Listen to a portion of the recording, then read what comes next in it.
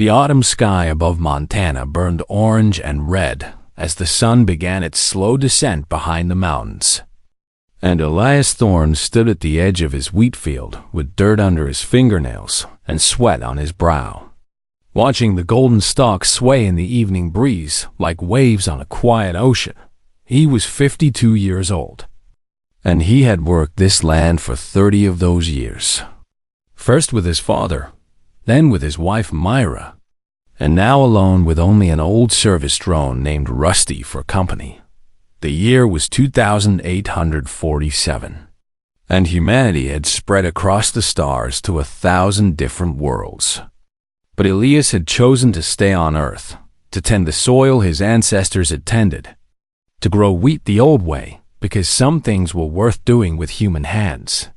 He wiped his forehead with a worn cloth and turned toward his farmhouse, ready for a simple dinner and a quiet evening by the fire, when something in the sky caught his attention. A streak of fire tore across the heavens, bright and terrible, screaming through the atmosphere with a sound like thunder mixed with breaking metal. Elias watched as the object fell, trailing smoke and flame, and he knew immediately that this was no meteor or piece of space debris. This was a ship, and it was going to crash on his property. The impact shook the ground beneath his feet, and a plume of black smoke rose from the far edge of his 200 acres. Near the old creek where he used to fish with Myra on summer afternoons, Rusty beeped nervously beside him, its ancient circuits whirring with concern. "Stay here," Elias said to the drone. But even as he spoke, he was already walking toward his hover truck, his boots crunching on the gravel path he should have called the Galactic Patrol. And he knew this. He should have stayed inside and let the authorities handle whatever had fallen from the sky, because the galaxy was full of dangers that a simple farmer had no business confronting. But Elias Thorne had never been good at doing what he should do. The hover truck hummed to life and carried him across his fields, past rows of wheat that he had planted with his own hands, toward the column of smoke that rose like a dark finger pointing at the stars. When he arrived at the crash site, his breath caught in his throat.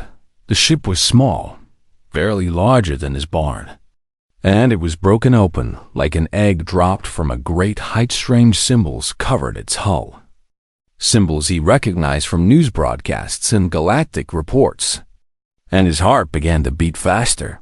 This was a Draconith vessel. The Draconith were ancient, older than humanity by thousands of years, and they were known throughout the galaxy as proud warriors who looked down on younger species the way a hawk might look down on a mouse. They called humans primitive, simple creatures barely worth noticing, and they had never shown any interest in Earth or its people. Yet here was one of their ships, burning in his wheat field. Elias climbed out of his truck and approached the wreckage carefully, his boots sinking into the scorched earth. The heat from the crash made his skin prickle, and the smell of burning metal filled his nose. He found them inside the broken hull. Two Draconith lay among the debris, their scaled bodies twisted and still, and for a moment Elias thought they were dead. They were magnificent and terrifying creatures, standing 7 feet tall when upright, with wings like great leather sails and claws that could tear through steel. One was male, older, with scars covering his snout and half of one wing torn completely away, the wound fresh and terrible. The other was female, younger, with burns across her silver-blue scales and one leg bent at an angle that made Elias wince. Knelt beside them and pressed his fingers to the female's neck, searching for a pulse. Her skin was hot, almost burning to the touch, but beneath that heat, he felt the steady rhythm of a heartbeat. She was alive. So was the male. Though his breathing came in shallow, ragged gasps, Elias sat back on his heels and stared at the two aliens before him, his mind racing through his options. The nearest medical station was 200 miles away, and it was not equipped to handle Draconith physiology. He could call for help, but by the time anyone arrived, these two would be dead. The Draconith had never done anything for humanity, had never shown kindness or respect or even basic courtesy to his species. They had laughed at human diplomats, ignored human requests for aid during the plague that killed Myra, dismissed Earth as a backwater world not worth their attention. Elias had every reason to walk away. He had every reason to let them die in the wreckage of their ship and return to his quiet life. But when he looked at the young female, at the pain etched into her features, even in unconsciousness, he did not see a Draconeth, saw someone who was hurt and needed help, and that was all that mattered. Elias stood up and took a deep breath, then bent down and lifted the female onto his shoulders. She was heavy, heavier than anything he had carried in years, and his back screamed in protest. But he gritted his teeth and began to walk across the scorched ground, through the rows of wheat, toward the distant lights of his farmhouse. His muscles burned and his lungs ached. But he did not stop when he reached the house. He laid her gently on the floor of his barn, then turned and walked back into the darkness. The male was even heavier, a mountain of muscle and scale, and Elias had to drag him part of the way, his boots digging furrows in the soft earth. By the time he got both aliens into his barn, his body was shaking with exhaustion, and his shirt was soaked with sweat. Rusty hovered nearby, beeping with what sounded like disapproval. "I know," Elias said, gasping for breath as he looked at the two Draconeth lying on his barn floor. "I know this is crazy." But as he gathered medical supplies and began the long work of keeping them alive, Elias Thorne felt something he had not felt since Myra died. He felt like he had a purpose again. 3 days passed before the female opened her eyes. Elias had barely slept during those days, spending every hour reading xenobiology files on his old computer, mixing medicines he hoped would work on Draconeth bodies, and checking the vital signs of his two unconscious guests. He had converted the barn into a makeshift hospital, filling it with heat lamps to keep their body temperatures stable and soft, blankets to cushion their wounded forms. When the female finally woke, her golden eyes snapped open with sudden awareness, and she let out a sound that was half roar and half scream. Elias jumped back as she tried to rise, her claws scraping against the wooden floor. Her mouth opening to reveal rows of sharp teeth. Fire flickered at the back of her throat, and Elias understood that she was trying to burn him, but she was too weak. The flame died before it could escape her jaws, and she collapsed back onto the blankets, her chest heaving with the effort. "Easy," Elias said, keeping his voice calm and steady. "Easy now. You are safe here." The female stared at him with those golden eyes, and he saw fear and confusion and anger swirling together like a storm. "Human," she hissed, the word dripping with contempt. "Where am I? What have you done to me?" "You crashed in my field," Elias said simply. "You were dying, so I brought you here and treated your wounds." She looked around the barn, taking in the medical equipment, the bandages wrapped around her burned scales, the splint holding her broken leg in place. "Why?" she demanded. "Why would a human help a Draconeth?"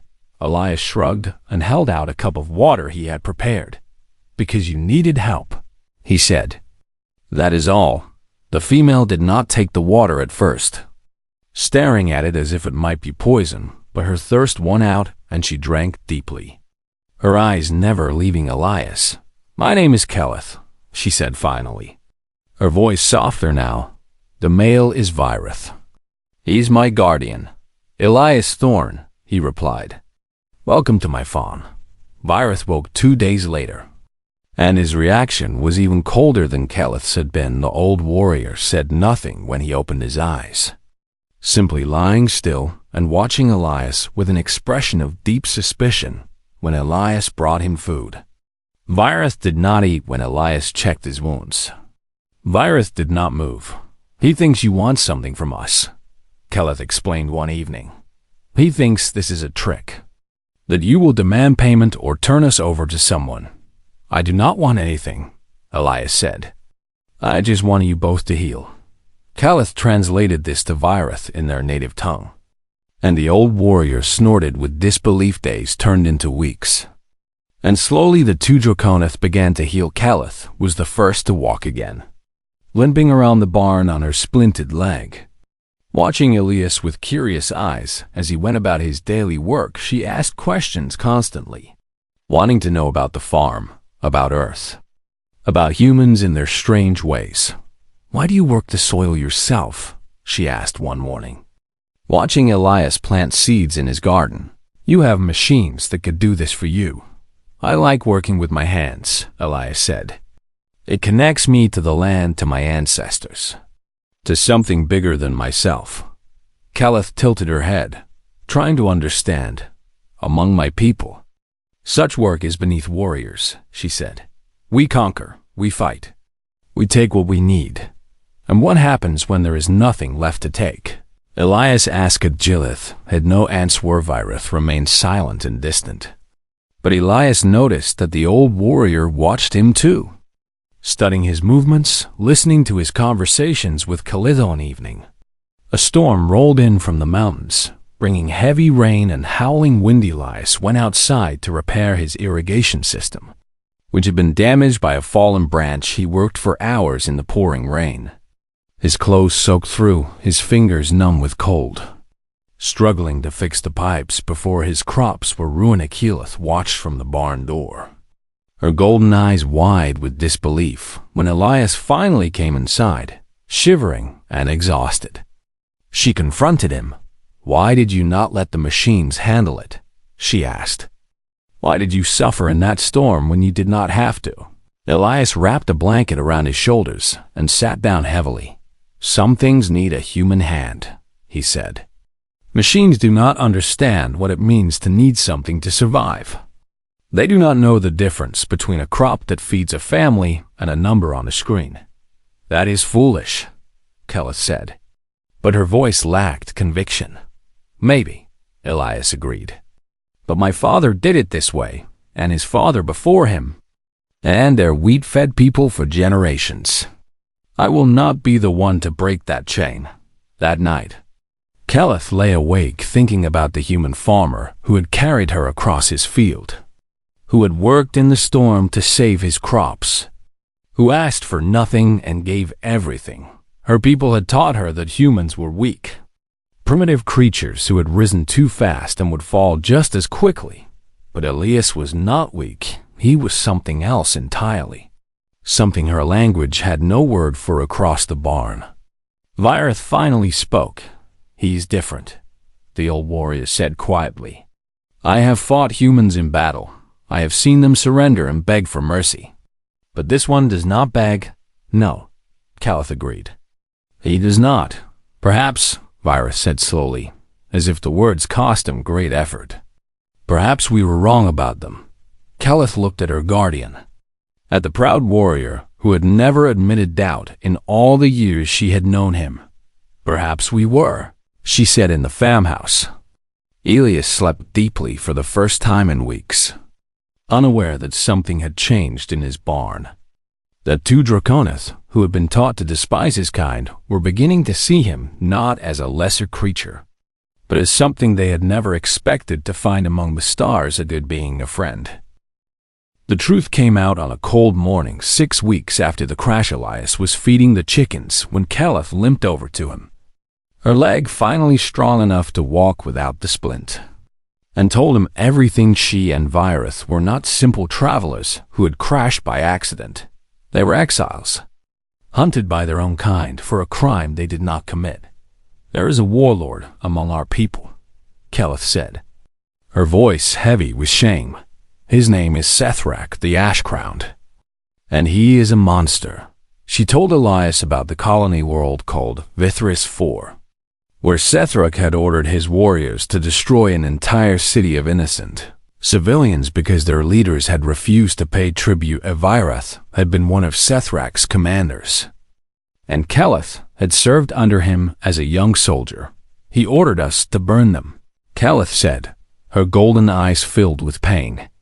"Men, women, children, all of them. And when Virith refused, when he stood before Sethrak, and called him a coward and a butcher.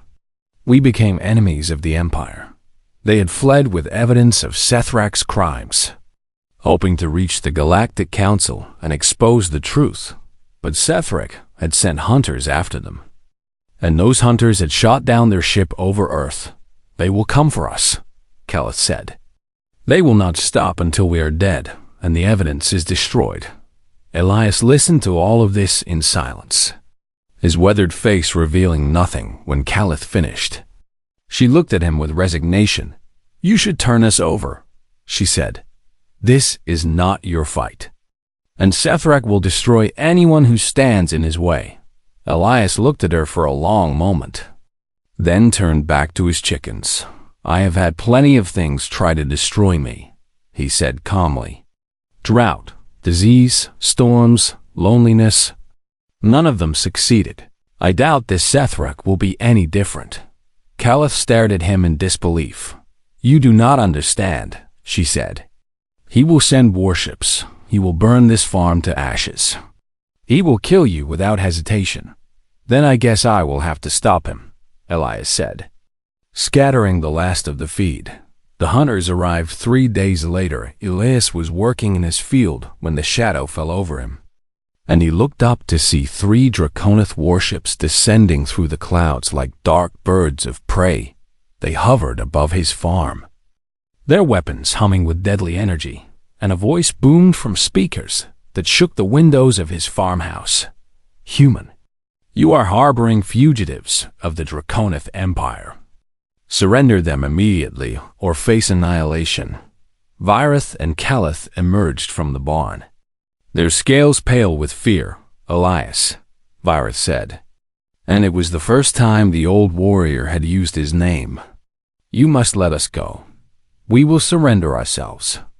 We will not let you die for us." Elias ignored him and walked into his farmhouse. For several minutes, nothing happened, and Keleth thought perhaps the human had decided to hide and wait for death. But then Elias emerged carrying an old communication device, and he began to speak. His voice was calm and steady. "Broadcast to the ships above. This is Elias Thorth.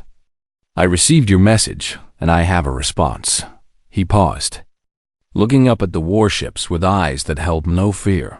"These 2 are under my roof, eating my food and healing in my barn. Where I come from, that makes them my responsibility. They are not fugitives to me.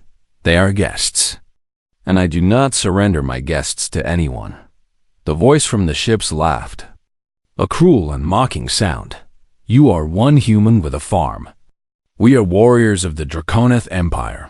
You cannot stop us." "Maybe not," Elias said, "but I am going to try. You want them? Come down here and take them. But I promise you this.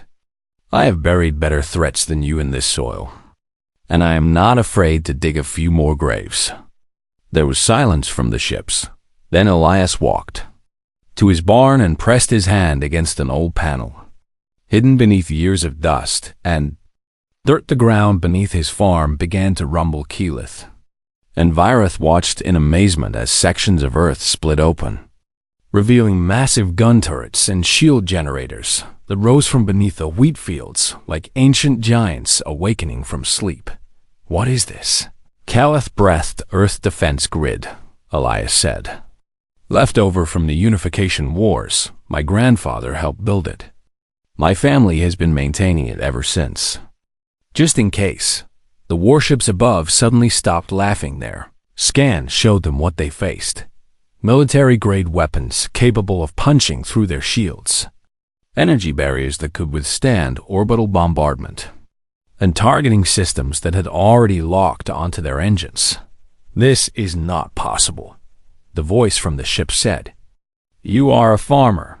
"I am a farmer," Elias agreed, "but I am also human, and we do not give up easily."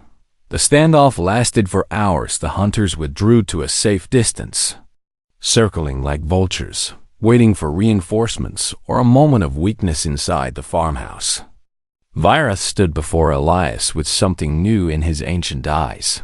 "Why?" the old warrior asked. "Why would you risk everything for us? We are strangers. We are Draconoth.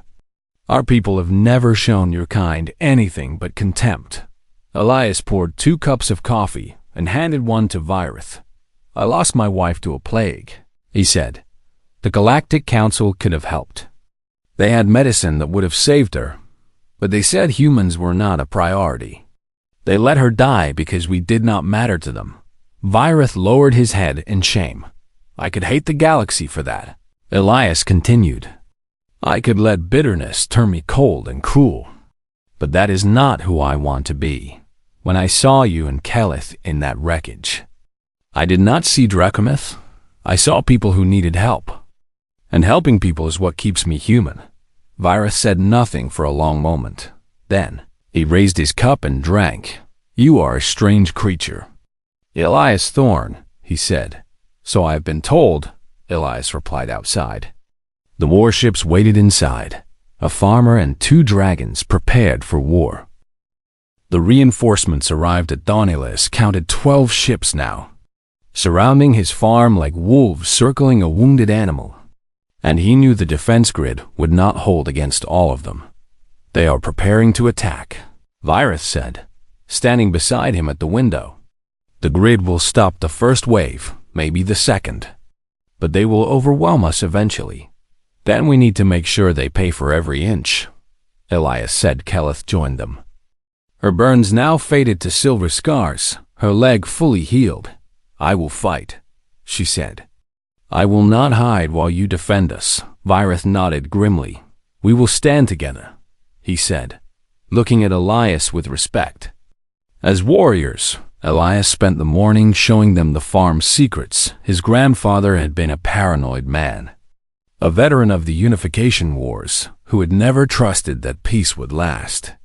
And he had built this farm to withstand an invasion. There were tunnels beneath the wheat fields, traps hidden in the silos, weapons caches buried under the chicken coop, and explosive charges planted at strategic points that could be triggered remotely. Your grandfather was insane, Kelith said with admiration. He was prepared, Elias corrected. There is a difference.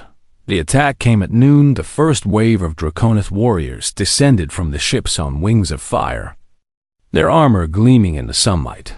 Their weapons blazing, the defense grid roared to life, filling the sky with beams of energy that cut through the attackers like scythes through wheat. But more kept coming. Elias fired from the farmhouse windows, using an old rifle that had belonged to his father, picking off warriors who got too close. Virith met the attackers in the fields, his claws and teeth tearing through armor despite his injured wing.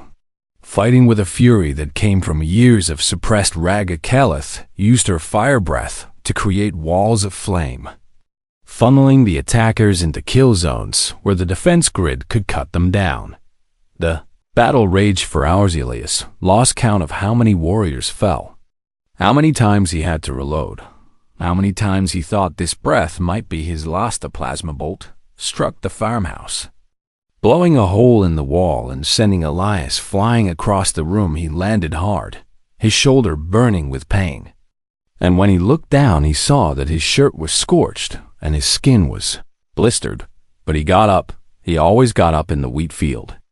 Virith fought 3 warriors at once, his movements slower now, his wounds reopening. One of the warriors raised a blade to deliver the killing blow, but Kelith appeared from nowhere, her claws raking across the attacker's throat.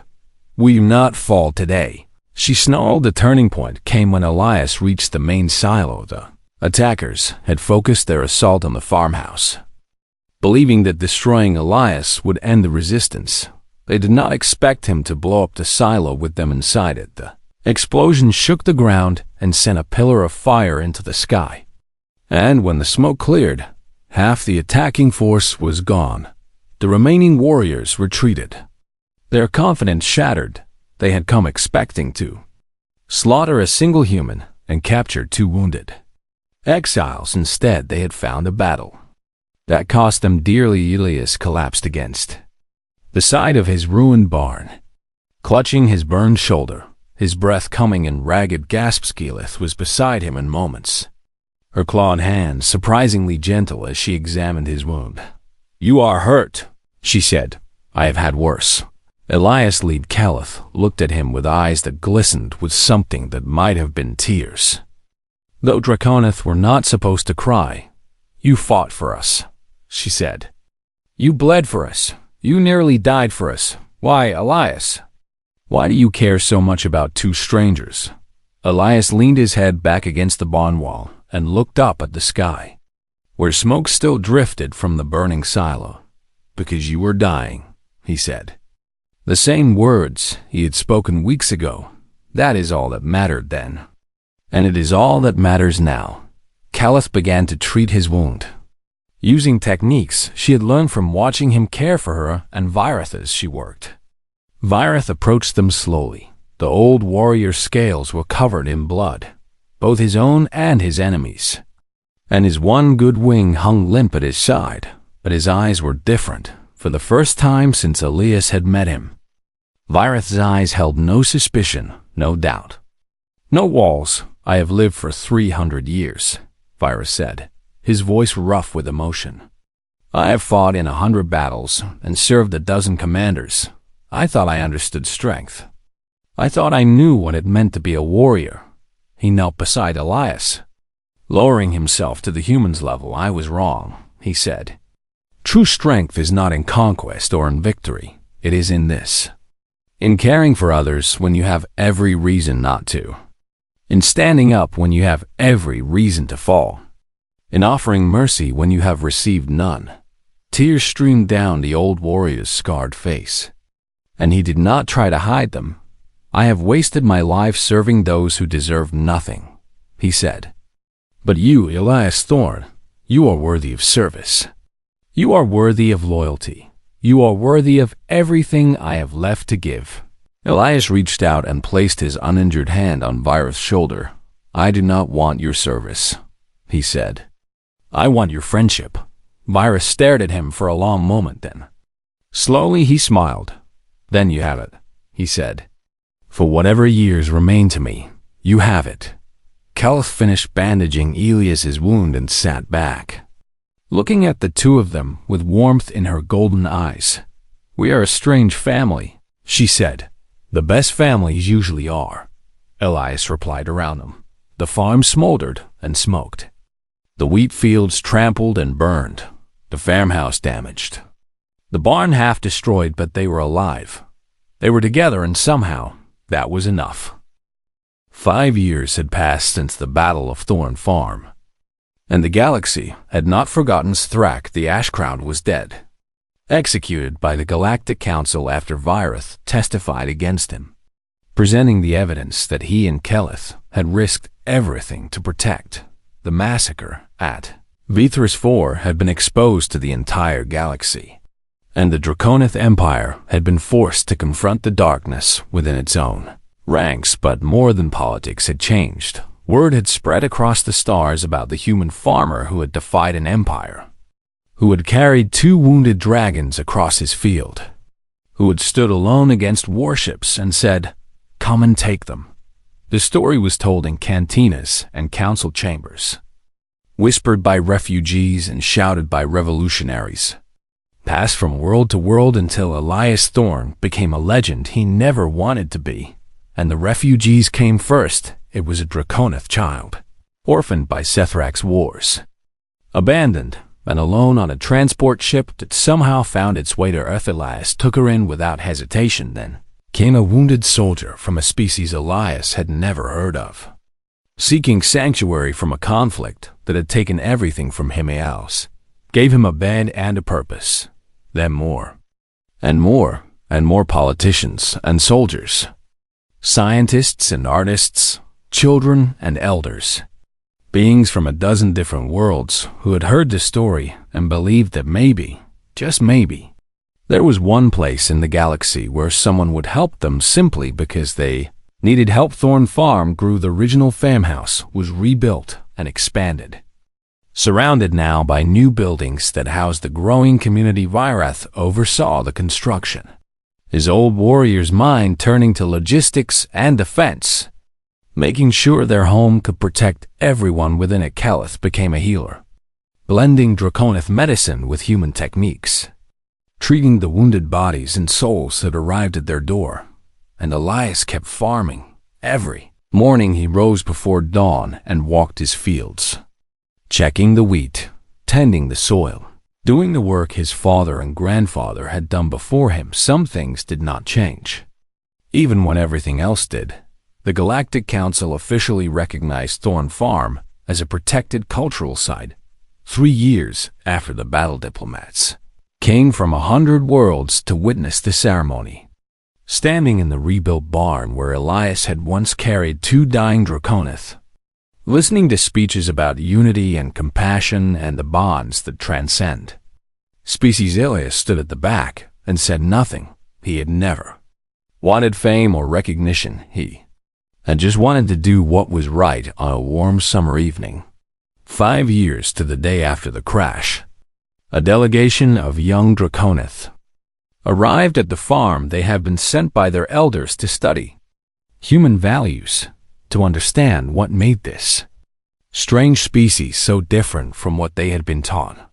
The young Draconith expected philosophy and grand speeches. They expected technology and military strategy. They expected answers to questions that had troubled their civilization for centuries. Instead, Elias handed them shovels. "You want to understand humans," he said. "Start by understanding dirt. Everything we are comes from learning to make things grow." The young Draconith looked at each other in confusion, but they took the shovels and followed Elias into the fields.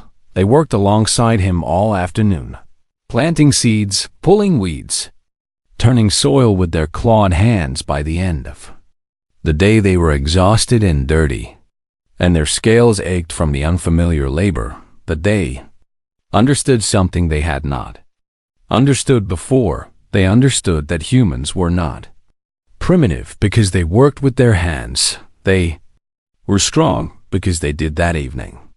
Elias sat on the porch of his farmhouse, watching the sun set over the mountains. Varf sat beside him, the old warrior's scales now touched with gray. His damaged wing healed as much as it ever would. Bakalith joined them, carrying cups of tea she had learned to make from Elias's own recipe around them. The sounds of the farm filled the air. Children playing, workers laughing, the distant hum of machinery, and the closer songs of birds. Rusty, the drone, hovered nearby, its ancient circuits still whirring after all these years, still loyal, still watching over the man it had served for decades. "It is a good life," Virith said quietly. "Better than any I imagined for myself. Better than you deserve." "Old man," Kelith teased, "considering all the trouble you have caused." Virith chuckled, a sound that would have been impossible 5 years ago. "I cannot argue with that," he said. Elias sipped his tea and watched the wheat sway in the evening breeze. Golden and full, ready for harvest, he thought about Myra, about how proud she would be of what their farm had become. He thought about his father and grandfather, about the legacy they had left him, about how he had carried that legacy forward in ways they never could have imagined. Thought about the 2 wounded strangers he had found in a burning wreck 5 years ago, and how they had become his family. "You know," he said, "when I carried you 2 across that field, I never thought about what would come after. I just knew you needed help, and I could give it. And now look at us," Kellis said, gesturing at the farm, at the community, at the life they had built together. All because one stubborn human refused to mind his own business. "I prefer to think of it as being neighborly," Elias said. Virith laughed, a deep and genuine sound. "You humans and your understatements," he said. "You changed the galaxy, Elias. You changed how the Draconith see themselves. You changed how 100 species see each other. And you call it being neighborly." Elias shrugged.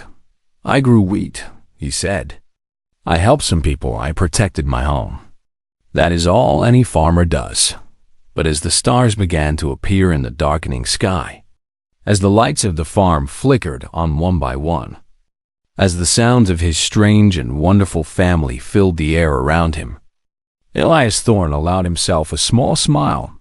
Maybe he had changed the galaxy, or maybe the galaxy had just been waiting for someone to show it that kindness was not weakness, that mercy was not foolishness, that the greatest strength of all was simply caring about others.